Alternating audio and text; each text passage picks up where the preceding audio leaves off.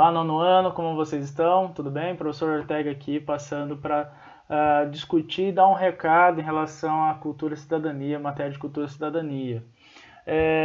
Nessa aula de hoje, né, a gente está retomando a discussão sobre cultura e cidadania.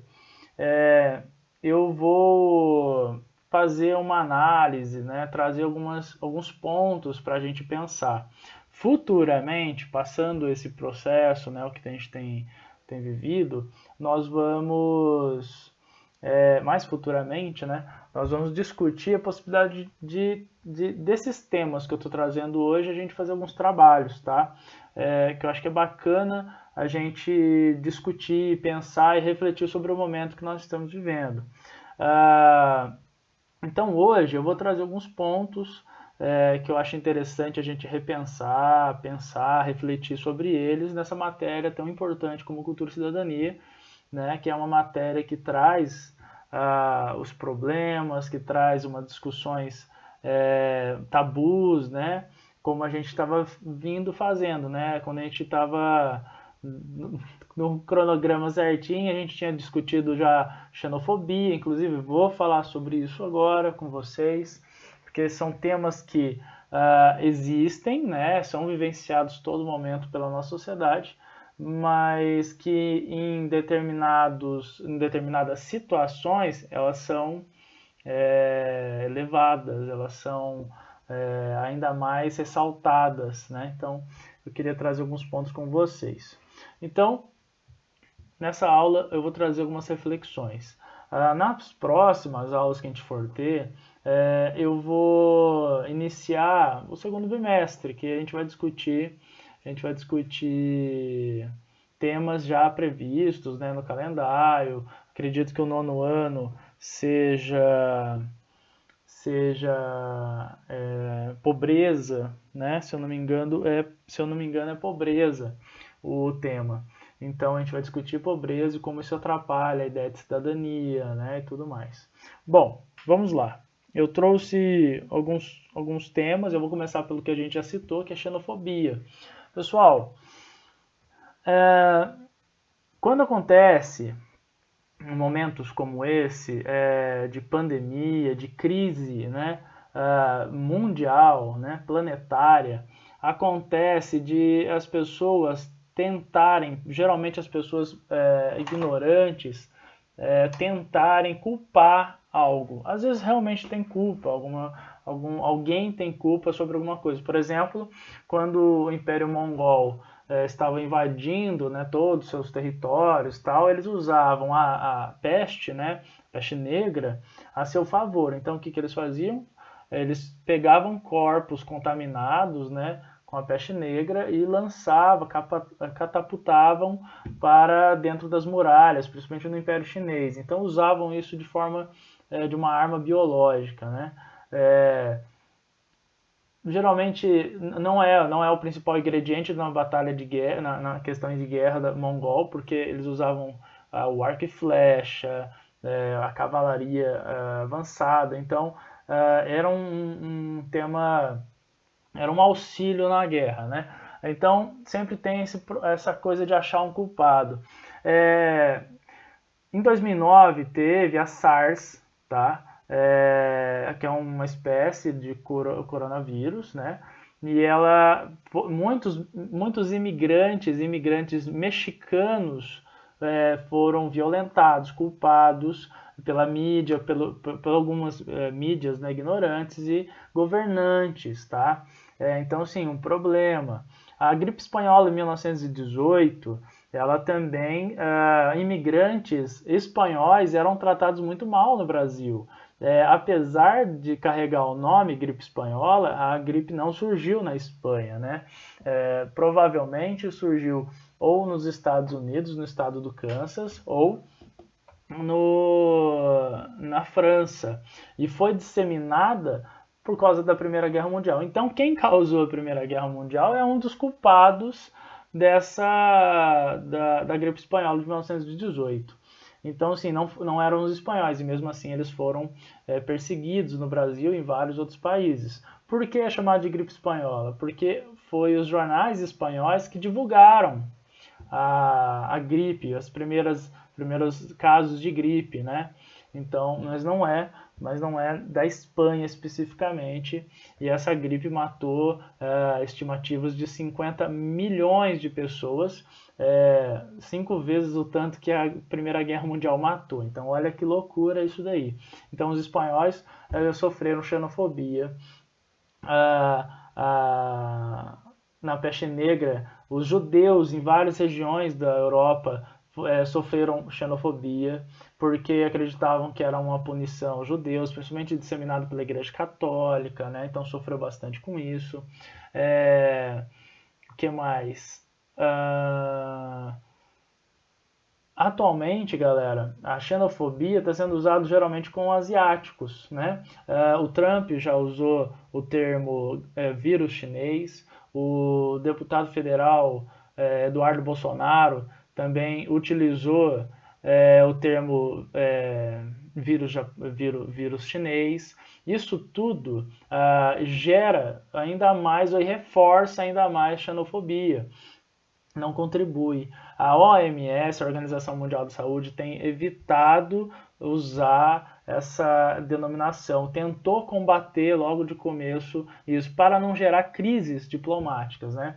Como o próprio Brasil já tentou fazer, né? O ministro da Educação ele fez alguns tweets, né, desnecessários, culpando a China pelo vírus, né? E não é interessante para um país que é dependente economicamente da China isso daí. Então, existem problemas diplomáticos aí para se resolver. Bom, então a xenofobia, galera, ela é ressaltada nesse momento, então a gente tem que estar muito atento à xenofobia. Quero tratar de outro tema com vocês também, a globalização. Como a globalização fez expandir a gripe. Porque se o mundo não fosse globalizado, com tanta facilidade de comunicação e contato com todo mundo, ela demoraria muito mais para se espalhar pelo mundo. Veja só, a peste negra levou 3 anos para atravessar a Europa. 3 anos. E em dezembro, a China teve o primeiro caso de coronavírus. Em fevereiro, a maior parte do mundo já tinha coronavírus. Então não tem nem 2 meses de diferença, né? Então, assim, a globalização, as relações globalizadas, né? Então tem sido um contribuinte aí para a peste negra. Desculpa, para o coronavírus. A peste negra levou 3 anos para atravessar a Europa. A gripe espanhola foi rápido, mas levou muito mais meses. Foi rápido porque o transporte marítimo e ferroviário contribuiu também para a disseminação disso daí, né? E as pessoas não tinham tanta informação como nós temos hoje. Apesar de ter espalhado rápido, nós conseguimos saber o que fazer mais rápido do que as pessoas naquela época. Sabemos hoje porque aquelas pessoas, elas tinham passado por isso, né? Então, isolamento, pouco contato físico, distanciamento, usar máscara, álcool em gel, essas paradas, obviamente, não tinha álcool em gel na época, mas formas de se higienizar já existiam, ok? Outra coisa, galera, que eu queria discutir é a economia. Eu acho que é um tema muito importante. Muitas pessoas elas não sabem o que é economia. E tenho certeza que muitos de vocês sabem o que é. A economia, galera, não é o sistema capitalista, tá? Nem um sistema asiático, né? É um sistema feudal. Economia é troca. Economia é troca. Economia, ela é o modo de subsistência da pessoa, é como ela sobrevive. Então, se eu perguntar para vocês qual é a economia de vocês, vocês vão dizer economia familiar, meu pai, minha mãe, meus avós, não sei, quem mantém vocês. Então, é como essa galera sobrevive, entende? Então, veja só, a economia do meu pai, da minha mãe, é assalariada, são trabalhadores, né? Então, é assim que eles conseguem se sustentar. A minha, eu sou profissional, sou um professor, e é assim, é dali que eu tiro as minhas economias, ali da onde eu tiro a minha forma de viver, modo operante de manter a minha vida. Economia é isso.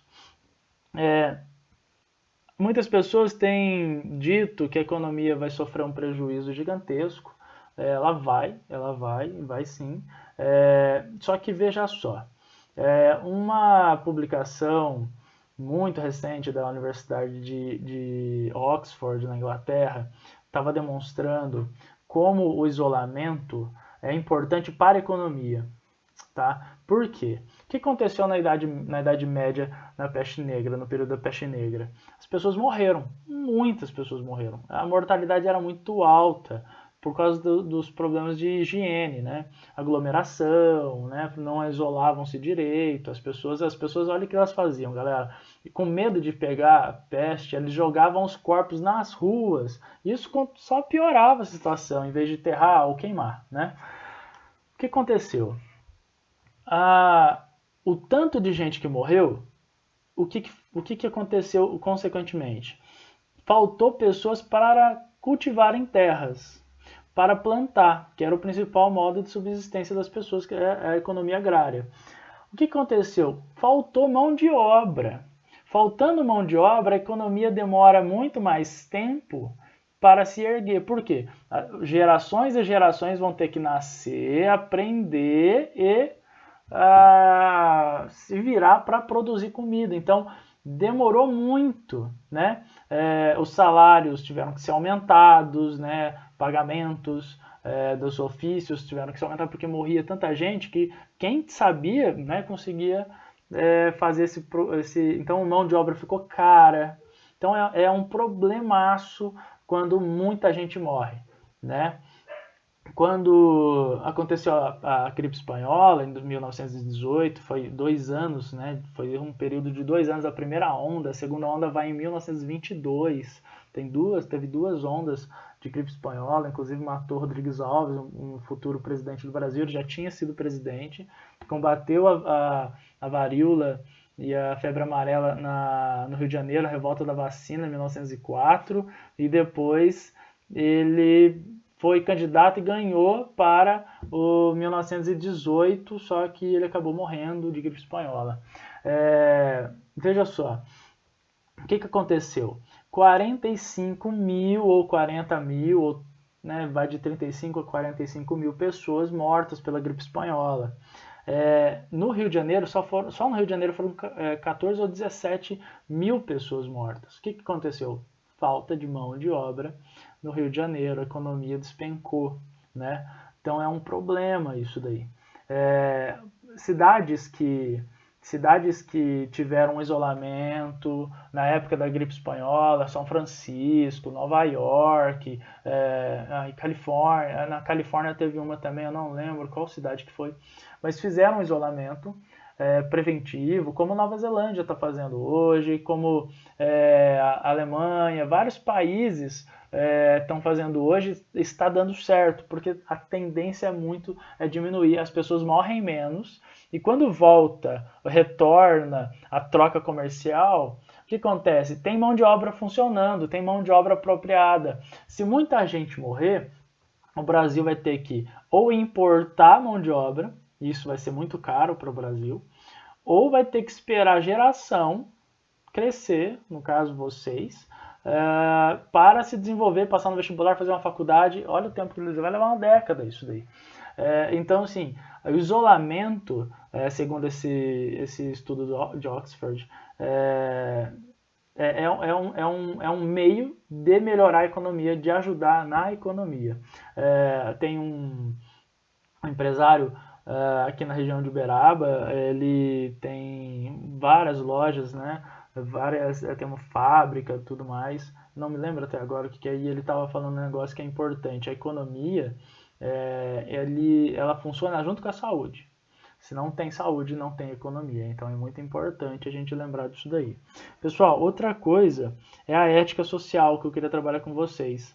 É muito importante. Teve um caso de um rapaz que foi diagnosticado com positivo, positivo de coronavírus, de Covid-19, e ele tentou morder a enfermeira, tentou morder o médico, né? Aconteceu isso recentemente. Ele queria passar para as pessoas a doença. Algumas pessoas, quando começou a surgir essa ideia de Covid-19, foram lá nos supermercados e compraram caixas e caixas de álcool, como se fosse tomar banho disso daí. Máscara, luva, acabou, né? No começo, sim, ali, hoje você ainda consegue encontrar novamente e tal, mas ainda tem escassez desses produtos porque uma galera foi comprar. Não pensaram no próximo, pensaram em si. Então a ética é um momento da gente rever alguns comportamentos nossos, né? A gente pensa muito em nós temos uma característica muito individualista, e nesse momento não podemos, porque é irracional ser individualista, porque se eu me protejo de tudo que é jeito e as pessoas em volta de mim morrem ou sofrem algum dano por causa dessa doença, eu sozinho não consigo melhorar a economia da minha cidade, eu sozinho não consigo ter bens e serviços prestados para mim, eu não consigo fazer tudo que eu necessito. Então, pensar coletivamente é funcional, é inteligente, né? Então, algumas pessoas não estão tendo esse tipo de comportamento e é um problema. Queria falar por fim aqui por fim não, tem mais 3 teminhas aqui, eu acho que estou me adiantando muito, estou falando muito já, mas é o seguinte, serviços essenciais. Pessoal, eu vou só lançar o problema, eu quero que vocês reflitam sobre isso. São conhecidos como serviços essenciais. E pergunta, por que ganham tão mal? Por que os profissionais da limpeza ganham tão mal? Por que o lixeiro não pode parar e ganha tão mal? Por que o supermercado é um sistema, é um serviço essencial e a caixa, o empacotador, o repositor ganham tão mal? Porque áreas da saúde como técnicos de enfermagem, enfermeiros e até mesmo médico que trabalha. Eu tenho irmã, eu tenho cunhada que são médicos, estão na linha de frente lutando e combatendo o Covid-19 nesse exato momento, te morrendo de medo deles pegarem, sofrerem alguma coisa, né? É triste pra caramba, muitas famílias estão passando por isso. Eu estou sem contato com meu irmão há meses já. Então, assim, existem esses problemas. E por que essa galera ganha tão mal? Por que no Brasil falta tanto médico, tanto enfermeiro, né? Existe uma escassez. Eu fiz projeto Rondon, eu fui para uma das cidades que tinha o segundo pior DH do Brasil, na época, era em 2013, um programa do Ministério da Defesa, tal, Rondon, o projeto Rondon surgiu na época da ditadura militar, foi aperfeiçoado várias vezes, é um programa fantástico. Quem tiver na universidade, tente fazer, é uma experiência de vida fantástica. Você vai para algumas regiões do Brasil, onde é de extrema pobreza, e você vai tentar aplicar o seu conhecimento para quem precisa, né, de fato, e o Rondon tem isso. Inclusive, o nome do projeto é o Projeto Rondon, e vocês conheceram ele na aula de História, né, o Marechal Cândido Rondon. Bom, pessoal, essas profissões são muito mal pagas, né? Então, se são essenciais, por que são mal pagos? É uma reflexão que eu queria deixar, né, para vocês, assim.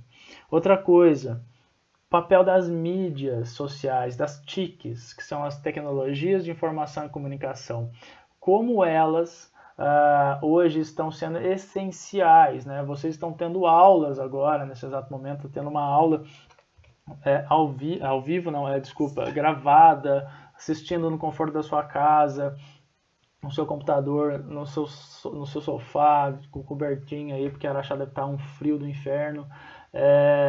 Aqui em Beraba já fez um friozinho. Como elas estão sendo fundamentais, né, para esse momento, como elas são fundamentais, qual é o papel delas? Será que nós teríamos acesso a tanta informação sem elas, né? Então, assim, é uma reflexão que eu quero deixar. Pessoal, era isso que eu queria fazer com vocês hoje. Eu queria propor esse debate, essa configuração. Nas aulas futuras, a gente vai tratar do segundo tema do segundo bimestre, que é sobre pobreza. Se eu não me engano, é pobreza, tá? Eu acho que é pobreza, sim. Mas se não for, eu aviso vocês. E aí eu vou discutir, vou fazer uma introdução, uma aula introdutória para isso, e depois a gente vai fazer divisões de grupos, a gente vai fazer apresentações em horários separados, ok? Tá bom? Então é isso. Fiquem com Deus, fiquem em casa, tá bom? E tudo de bom para vocês aí, bom final de semana, pessoal. Um beijo do professor Ortega. Até mais.